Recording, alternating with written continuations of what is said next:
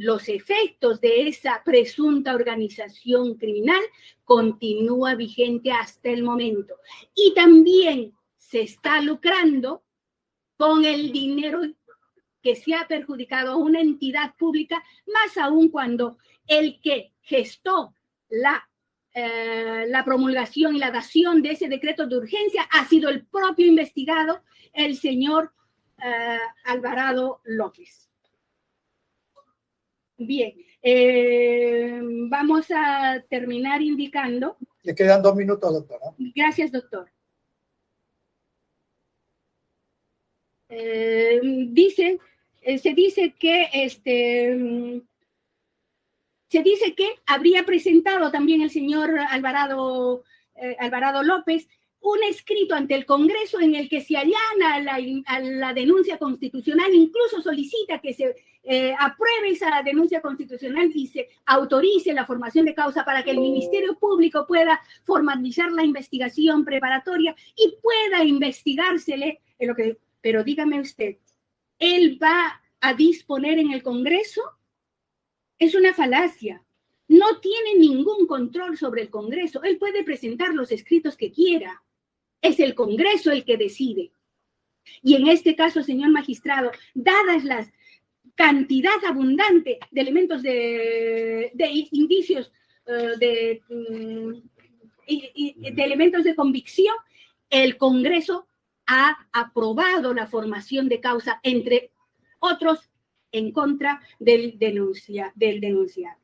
Bien, señor magistrado, para establecer y dado el tiempo que anteriormente nos dio, no hemos podido sustentar el plazo de la medida que estamos solicitando y tenemos que indicar lo siguiente, conforme al artículo de 272, estamos solicitando, conforme le precisa el inciso 3 del mismo artículo del Código Procesal Penal, que 36 meses de pena de prisión preventiva para los investigados en esta carpeta. ¿Por qué razón?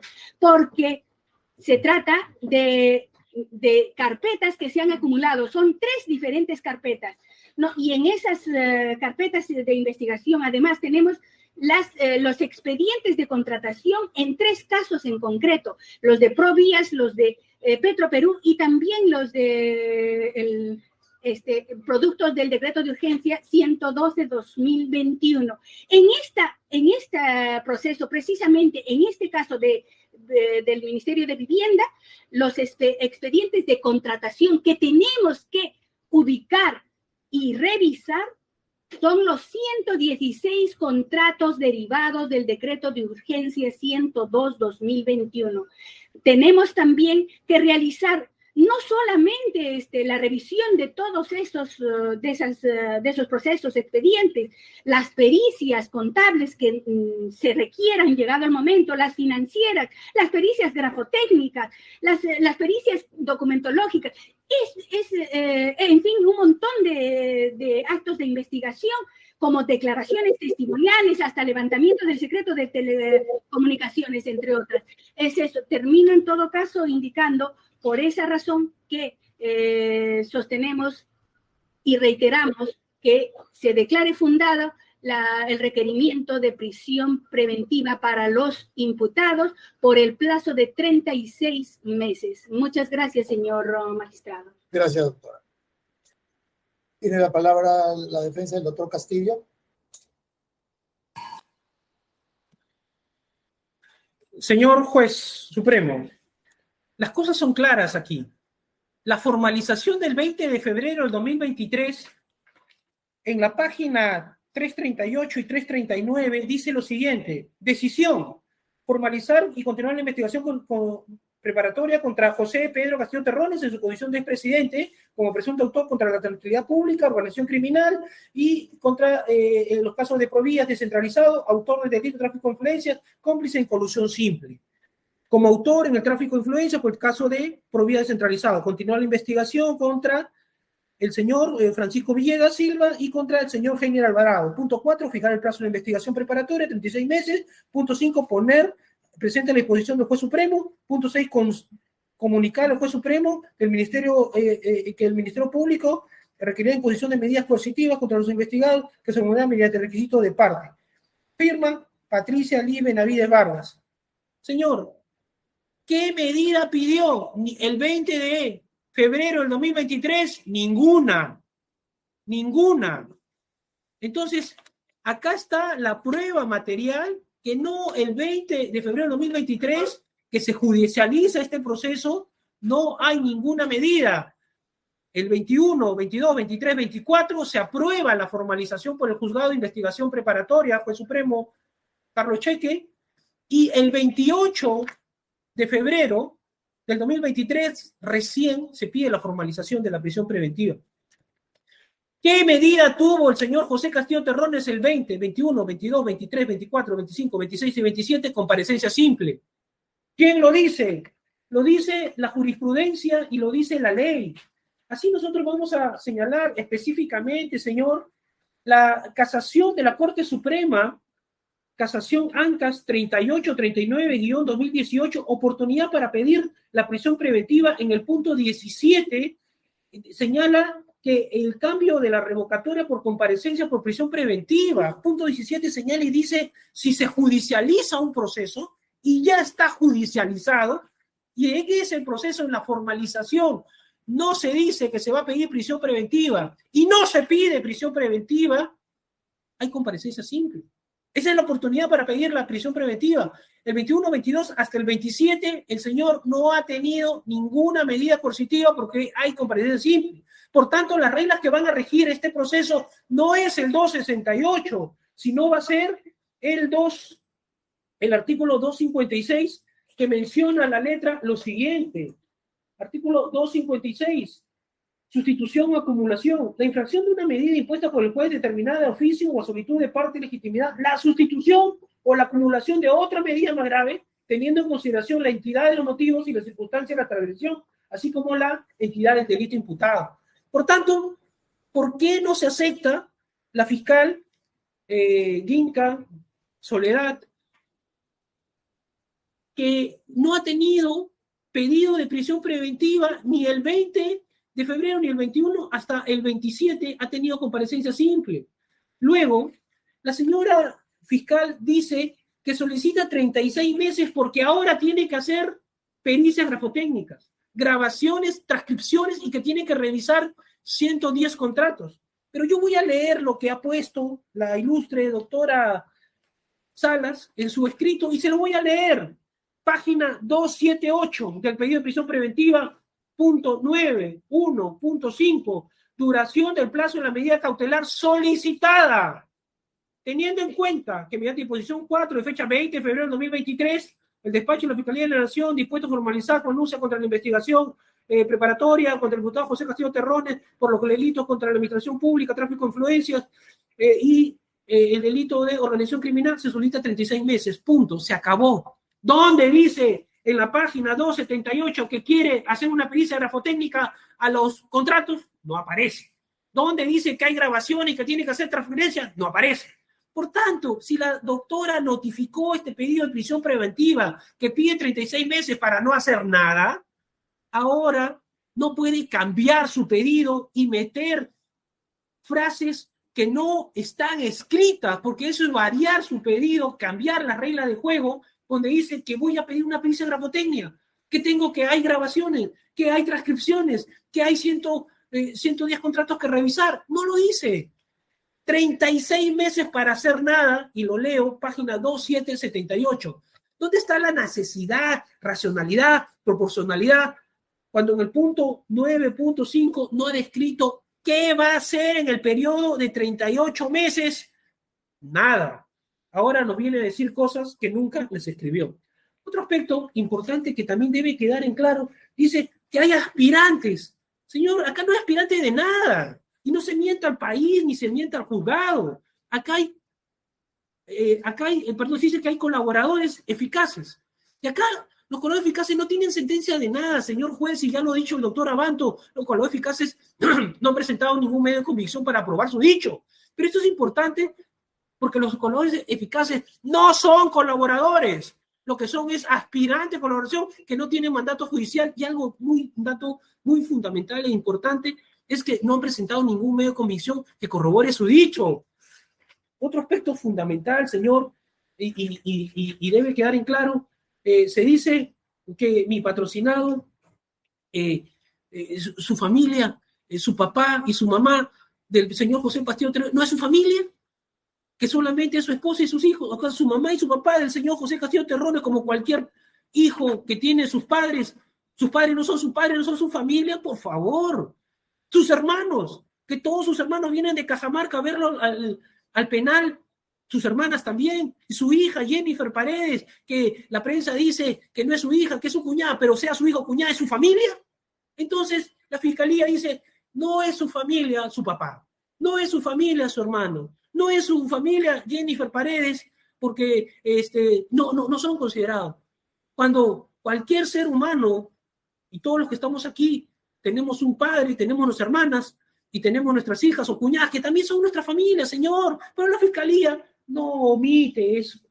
Luego, acá dice algo muy interesante, obstrucciones, que somos obstrucciones porque hemos llegado 15 minutos tarde, pero lo que no dice, porque no le conviene, es que cuando formaliza denuncia penal contra José Castillo Terrones, dice en calidad de cómplice y que hay un autor del delito de colusión, pero no lo dice el nombre, no dice que es Heiner Alvarado, no dice que es el señor Silva Villegas, no dice eso porque la autoritativa del Congreso dice Castillo Terrones es cómplice del delito de colusión. Pues bien, el cómplice, y eso está en la doctrina, está en la jurisprudencia, está en la ley, está amarrado a un autor, y un autor tiene nombre. Entonces, si en el supuesto hipotético negado que la autoritativa del Congreso y que la Fiscalía haya dicho que Castillo Terrones es cómplice del delito de colusión simple, debió haber dicho quién es el autor de ese delito de colusión simple. ¿Fue Villegas, Silva Villegas? ¿Fue Heiner Alvarado? ¿Quién fue? No lo dice ni la autoritativa ni la formalización en la página 338 y menos la prisión preventiva. ¿Por qué? Porque acusan pues un delito imposible, señor. O sea, un cómplice que no tiene autor. O sea, Castillo Terrones es el cómplice, no se sabe primario y secundario, porque tampoco entra en esa calificación, de un autor. ¿Quién es el autor? No sé. En 36 meses, que no voy a hacer nada, voy a averiguar quién es. Pero eso no dice la ley. El artículo 100 de la Constitución, último párrafo, dice la denuncia y la formalización no pueden sobrepasar aquello que la acusación del Congreso ha dado. Y acá la acusación del Congreso, ¿qué dice? El señor Castillo Terrones es cómplice de un autor. ¿Qué autor es? No interesa. No mencionó ni a Heiner Alvarado, no mencionó a Silva Villegas. Pero vamos más allá y dice, el señor presidente es el líder de la organización criminal. Entonces, o es el cómplice, va a decir un elemento accesorio del delito, o es el líder de una organización principal. Luego, dicen que hay el delito de organización criminal. He hablado de 4 aspectos, que la doctrina lo señala. He hablado ya de los casos mencionados, Abimael Guzmán, Fujimori, la sentencia Heiche en el Tribunal de Jerusalén, y los 4 aspectos, el mando. ¿Acaso Castillo Terrones ordenó y mandó al señor Chávez Arredondo para que le hagan la licitación al señor Samir Abu Gayed y que gane en la empresa en la licitación de Petroperú? No lo dice la fiscalía, señor juez. Le voy a leer lo que dice la fiscalía en la formalización. Esto está, la fiscalía en la formalización señala, página 57, lo siguiente. Dice así: a partir de lo señalado, se tiene que el 18 de octubre del 2021 ingresaron a su despacho presidencial y por motivo de la reunión de trabajo llevarse a cabo, entonces el presidente de la República, José Castillo Terrones, permaneció en el interior del despacho al mismo tiempo que ellos fueron registrados en la sala de visitas presidencial de la misma, en la cual aparece que los ingresos y salidas de las personas en manera simultánea participando en dicha reunión funcionarios y participando directo e indirectamente en procesos de adquisición. ¿Dónde dice aquí, señor, que hay una orden? Perdón, ¿están en línea? ¿Se escucha? ¿Se escucha? Sí, señor, disculpe. Sí, señor. Estoy escuchando, estoy tomando nota. Ya, disculpe, señor juez y ilustre magistrado. Entonces, acá, señor, en la página 57 de la formalización de la investigación preparatoria, debajo del cuadro, la misma fiscalía dice que Castillo Terrones jamás dio la orden que se haga la licitación y que ganara la empresa de Samir Abu Gayed. Si no hay orden, si no hay mandato, entonces, ¿cómo puede haber una organización criminal?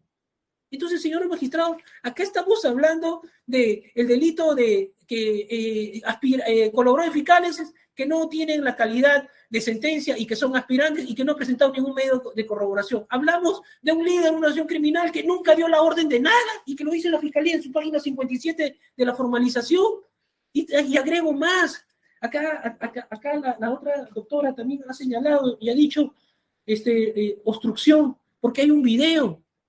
Señor magistrado, acá en el penal no tenemos la señal para poder conectarnos al video que usted ha puesto y que la señora fiscal en referencia no ha dado ni una sola respuesta si escuchó o no que Otaro le había mandado que la fiscalía formalice denuncia por 36 meses en los supuestos hipotéticos casos de corrupción al señor José Pedro Castillo Terrones. Todo el Perú lo escuchó, pero menos la fiscal, y ella habla de otro, que el video no se puede poner. Señor, acá en el penal no entran celulares, no entra YouTube, y este video inclusive está en YouTube, que ilustremente y atendiendo a la generosidad de vuestra persona se ha proyectado. Pero la fiscal no dice nada, no menciona nada de eso.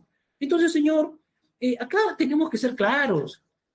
¿Este es un pedido de prisión preventiva de 268 o es un pedido de variación de la comparación simple en la línea que el 20 de febrero no pidieron nada y hubo comparecencia simple por 8 días hasta el día 28 de febrero de 2023. La Fiscalía no dice nada, dice, esto lo llevó la Fiscal de la Nación y que me llevó aquí. Está bien, pues, pero ni la Fiscal de la Nación ni la persona en referencia pidieron nada y automáticamente se engarzó la comparecencia simple.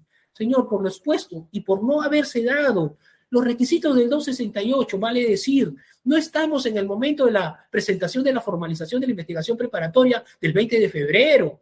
No se ha dicho en la formalización que va a pedirse prisión, comparecencia con restricciones, no se dice nada. Entonces operó en automático la comparecencia simple y para variar la comparecencia simple tiene que haber una nueva prueba surgida el periodo 20 de febrero al 28 de febrero que haya pues suponer ese peligro procesal, obstaculización en ese periodo de tiempo. Lo demás, señor, ya se ha dicho, son pruebas pasadas que no tienen sentido porque la misma Fiscal de la Nación, cuando hizo su formalización y firmó ese pedido, y al no pedir la prisión preventiva el 20 de febrero, señaló que esas pruebas no le servían, no eran graves ni fundados, y pidió en automático la comparecencia simple que operó desde el 20 de febrero hasta el 28 de febrero, que hoy nos ha convocado vuestro ilustre juzgado. Solicito, señor, por darse los requisitos de 268, la prisión preventiva, y no haberse pedido la variación de la comparecencia simple por prisión, se aplique y se declare fundado el pedido de la Fiscalía. Justicia que esperamos alcanzar, señor.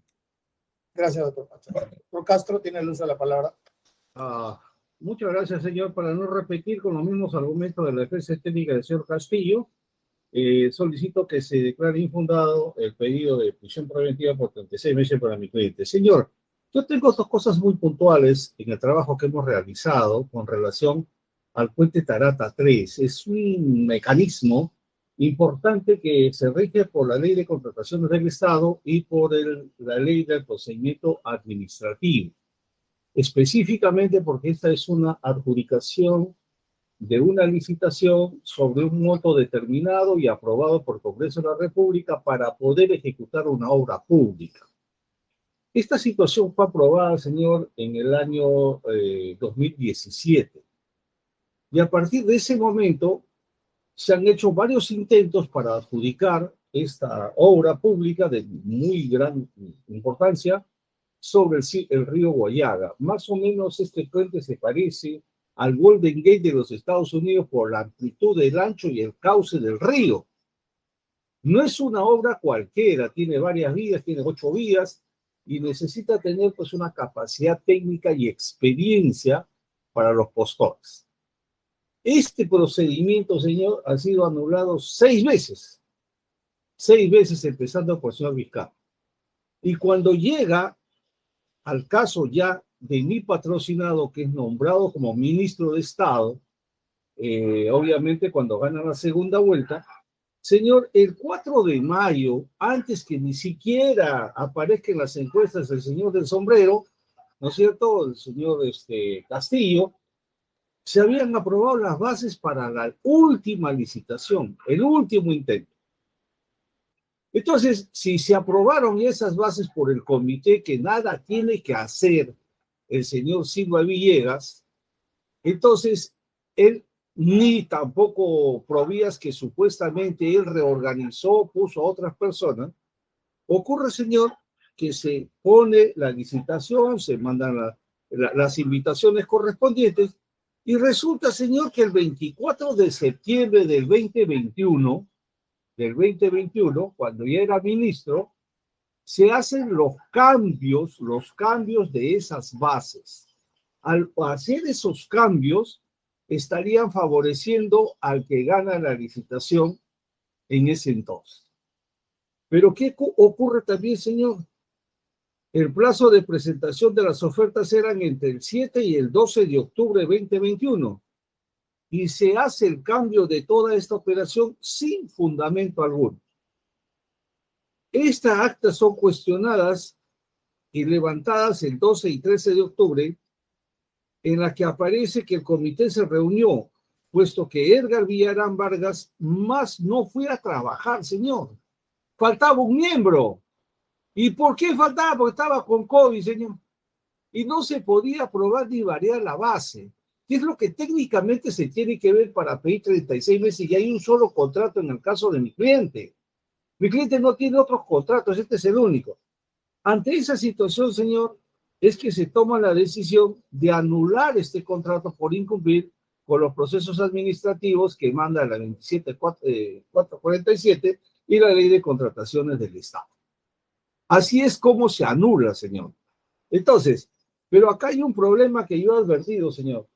Hay una carpeta 03, donde están los familiares de mi cliente.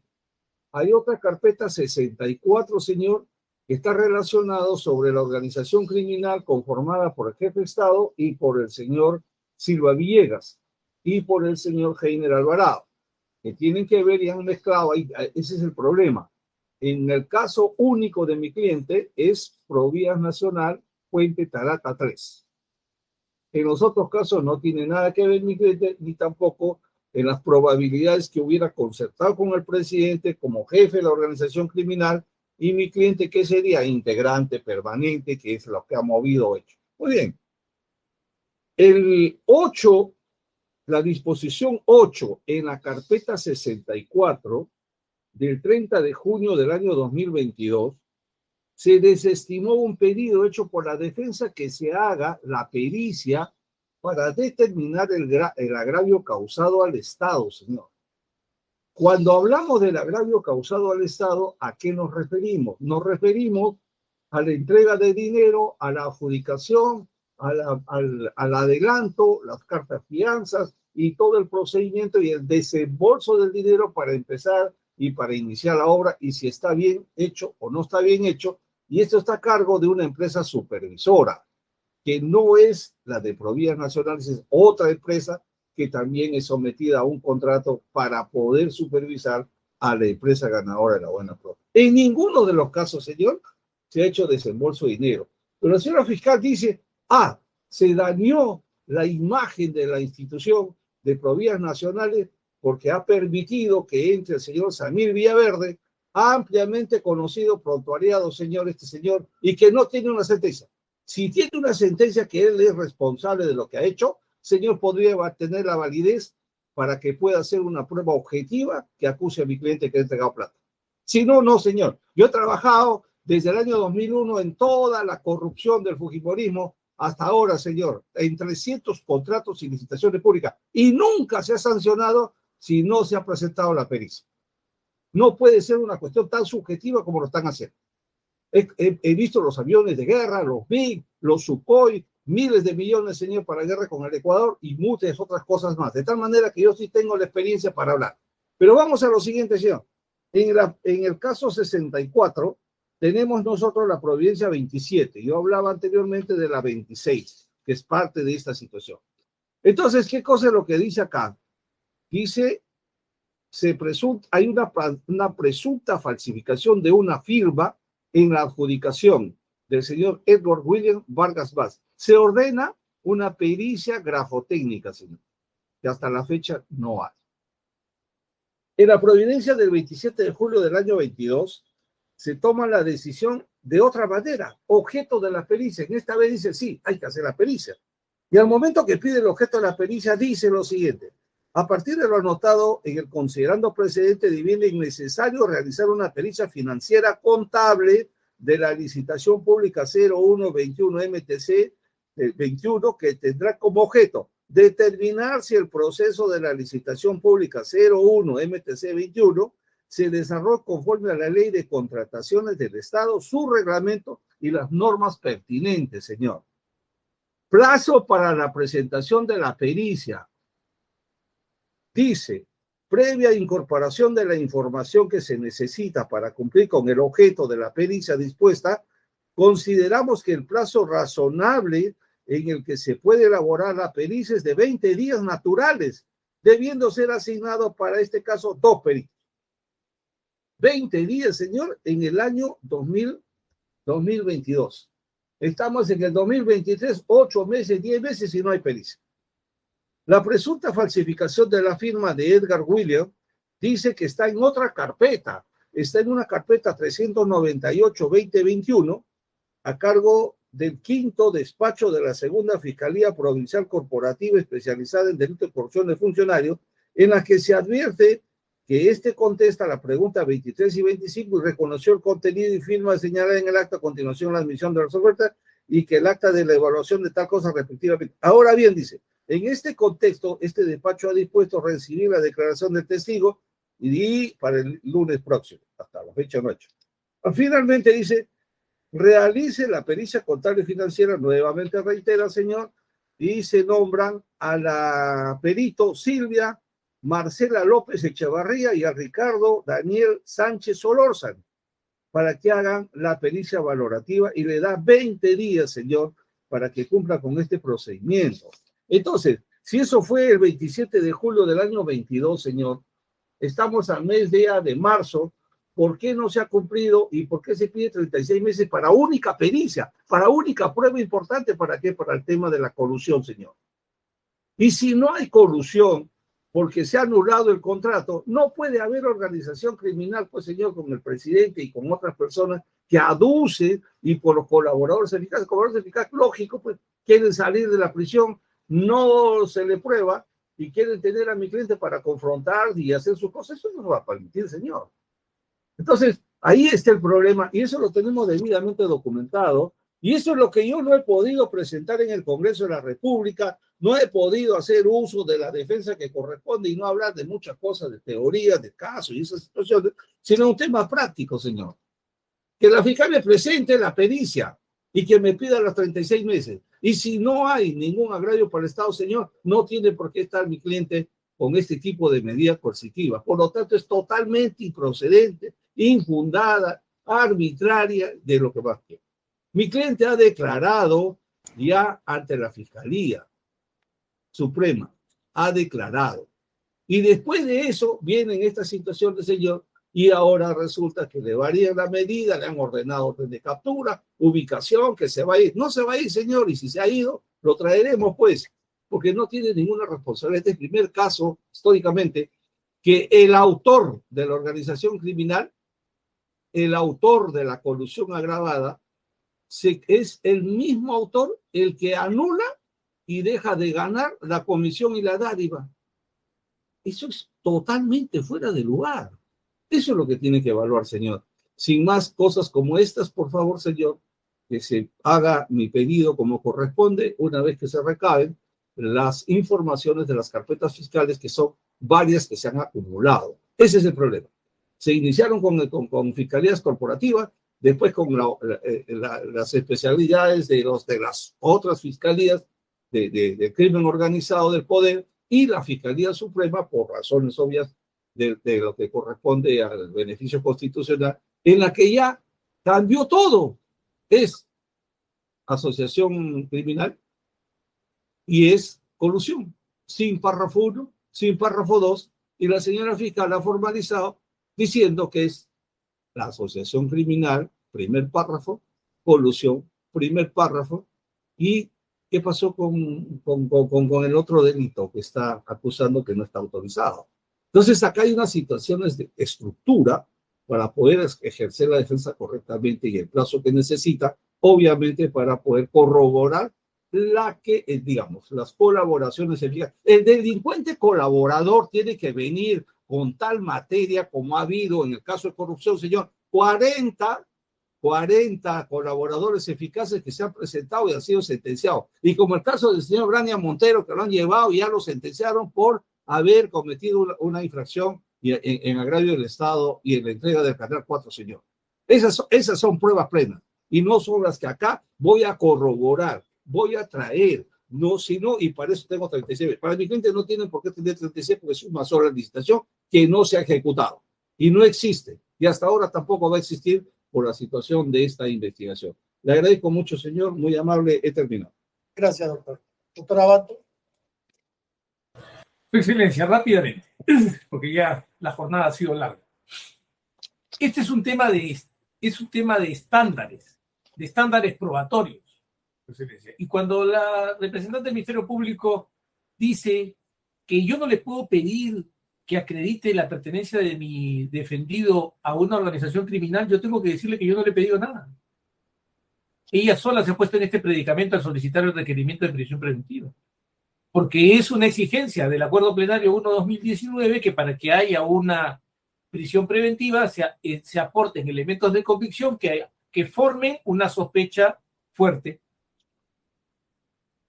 Lo que nos ha dicho es que estamos en una etapa incipiente, recién estamos empezando, no me puede pedir eso. O sea, la señora representante del Ministerio Público nos dice que estamos ante una sospecha reveladora. A mí me parece muy bien, pero él contradice su pretensión. Eso es todo. Yo no le he pedido nada, yo no le exijo nada. Yo solamente respondo a su requerimiento. Y lo que sí planteo es una comparación con los estándares que la ley y la Constitución, la ley y la jurisprudencia piden, frente al requerimiento como está planteado. Eso es lo que se ha hecho aquí. Se dice que el señor Heiner Alvarado fue captado por un miembro de la organización, fue presentado por una persona al entonces presidente electo José Pedro Castillo Terrones, y se reunió donde el señor José Pedro Castillo Terrones se reunió con todas las personas que fueron designadas ministros. En el mismo lugar. Doctor Castro, cierre su micro, por favor. Ya, mamacita, estoy en la audiencia, no te puedo contestar ahorita.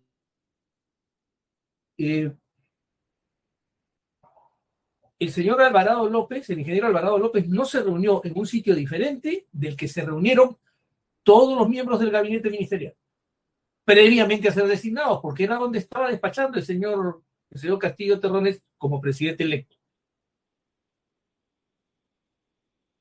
No era posible tener dotes de adivinación acerca de lo que ocurriría después.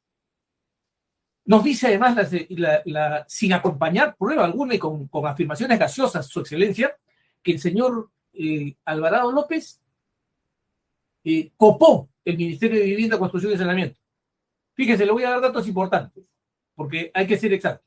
El viceministerio de Vivienda, la viceministra era la misma que estaba desde la gestión del encargado de las funciones presidenciales, Sagasti Haushauser. El viceministro de Saneamiento era el mismo que estaba desde la gestión del encargado de las funciones presidenciales, Sagasti Haushauser. El secretario general al que designó era un funcionario, era un servidor de carrera. Pero se supone que todos los más altos cargos estaban ocupados y encima por gente que no tenía el perfil. Esa ha sido la aseveración general del Ministerio Público. Bueno, ahí están los datos objetivos. Yo presento datos objetivos, hechos públicos y notorios. Ahí están los viceministros. Se me dice que no he leído el requerimiento. Tanto no he leído que soy el que detectó que el mismo elemento de convicción es presentado 6 veces de manera distinta, como si fueran distintos elementos de convicción, con numeraciones distintas, en el mismo requerimiento. Y no solo eso, tanto he leído el requerimiento que puedo refutar las aseveraciones de que hay una serie de argumentos sólidos para sostener el plazo de duración, Su Excelencia. Página 354 y 355 del requerimiento. Respecto al plazo de la prisión preventiva, caso de General Alvarado López, de conformidad a lo establecido en el 272 del Código Procesal, al respecto debe considerarse que en esta etapa de la presente investigación se encuentran pendientes de realizar cuantiosas diligencias. Se dijo en el debate un sinfín, que es peor todavía. Entre las principales se tiene la de recabar los distintos expedientes de contratación que habrían derivado del cuestionado decreto de urgencia 102-2021. Los mismos que una vez recabados deberán ser sometidos a exámenes periciales y al existir grafías presuntamente atribuidas a los miembros del comité de selección quienes no reconocen su firma, acá hay una contradicción gravísima, no sé si me he logrado expresar bien su excelencia. Dicen que van a pedir, recién van a recabar los expedientes de contratación, pero ya saben que hay miembros del comité que niegan su firma. Yo no entiendo eso. Es extraño, es un viaje en el tiempo. Novedades que uno va encontrando. En diversos documentos, lo mismo que también deberán ser sometidos a pericias grafotécnicas, así como recabar diversas declaraciones testimoniales. Otra generalidad, para privar de la libertad a una persona. Regla de pertinencia simple. ¿Qué relación tiene con la pertenencia a una organización criminal? El hacer pericias sobre procesos de selección que se llevaron a cabo en gobiernos subnacionales. Para el caso de un ministro de Estado. Cero pertinencia. Relación directa con el hecho, cero. Pero eso es lo que se argumenta. Y entonces no es que haya habido necesidad de confundir a nadie, Su Excelencia. A veces hay gente que no necesita ser ayudada para confundirse. Y por lo tanto, y un último argumento, Su Excelencia. Y es que nos dicen, la ley, el Código Civil ha sido modificado, ha sido cambiado por la ley 3338. No es verdad, Su Excelencia. El artículo primero de la ley 3338 de la ley contra el voto golondrino modifica el artículo 32 de la ley orgánica del RENIEC y establece esto. El documento nacional de identidad debe contener como mínimo la fotografía del titular de frente con la cabeza descubierta, la impresión de la huella dactilar del índice de la mano derecha del titular o de la mano izquierda a falta de este, además de los siguientes datos, y agrega un inciso, M, la dirección domiciliaria que corresponde a la residencia habitual del titular. ¿Para qué? Para efectos electorales, para el cierre del padrón electoral, Su Excelencia. Ninguna disposición de esa ley dice que modifica el artículo 35 del Código Civil. Hay que tener mucho cuidado en el manejo de las fuentes y sobre todo hay que tener mucho respeto por la magistratura al citar las normas, arguyendo además que estas han sido modificadas cuando no lo son y sobre todo faltándole el respeto a la Corte Suprema, que es quien hizo la interpretación sobre la pluralidad de domicilios en la sentencia casatoria que yo he citado. Porque lo que se estaría señalando por parte de la representante del Ministerio Público es que la Corte Suprema no conoce el ordenamiento jurídico y que ha hecho una interpretación acerca del arraigo domiciliario con una norma desactualizada, lo que prácticamente implicaría prevaricar, porque habría invocado una norma derogada. Eso es erróneo y está absolutamente equivocado.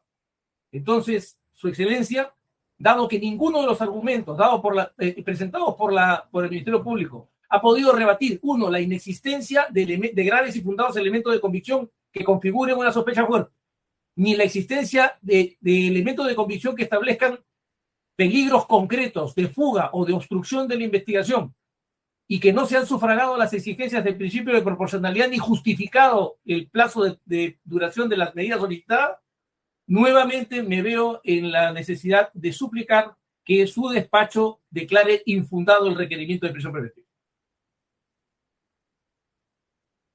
Gracias.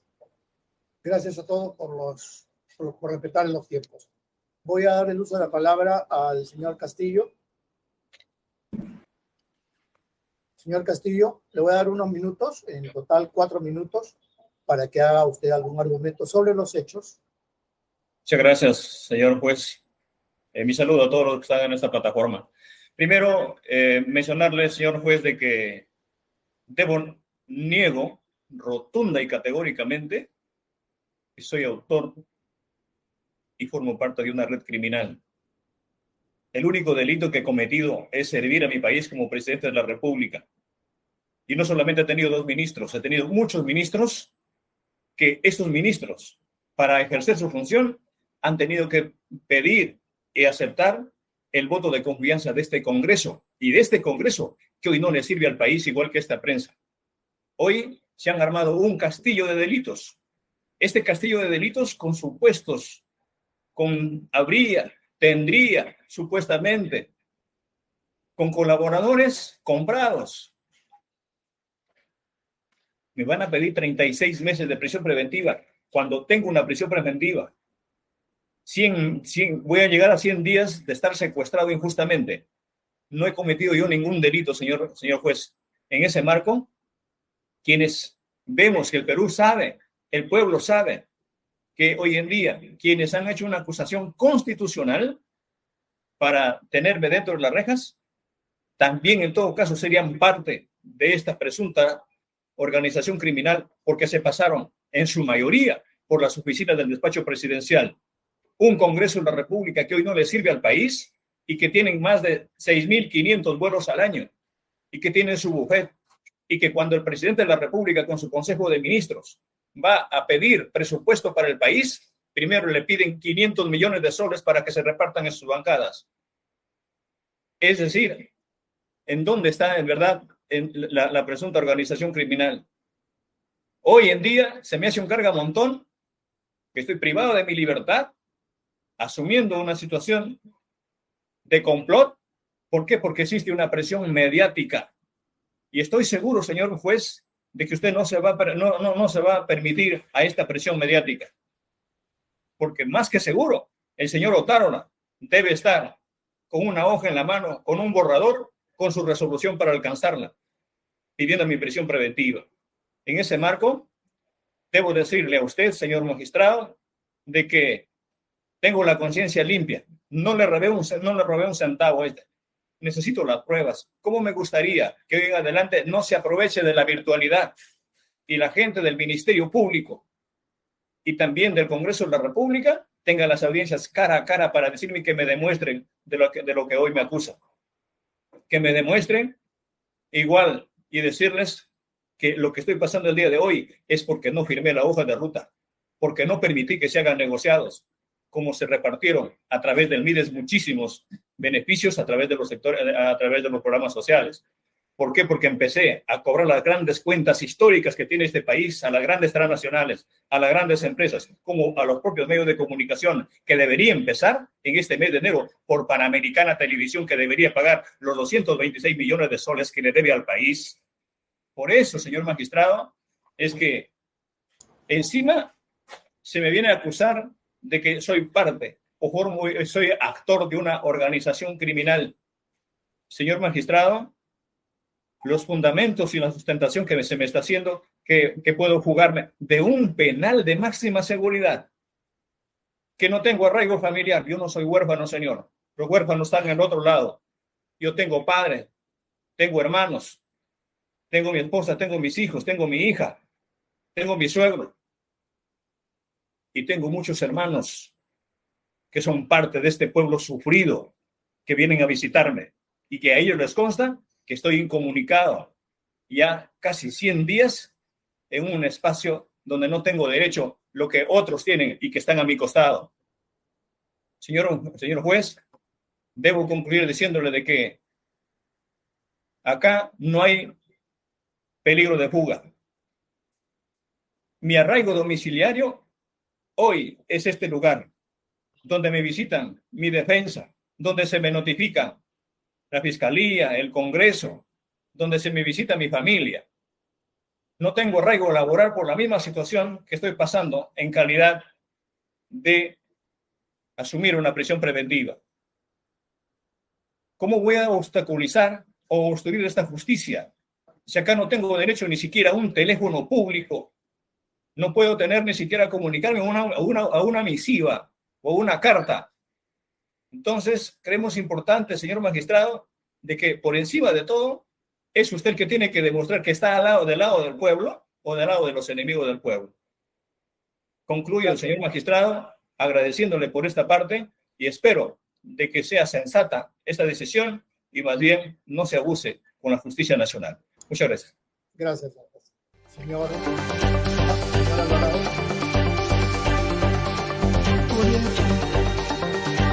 Gracias, Excelencia.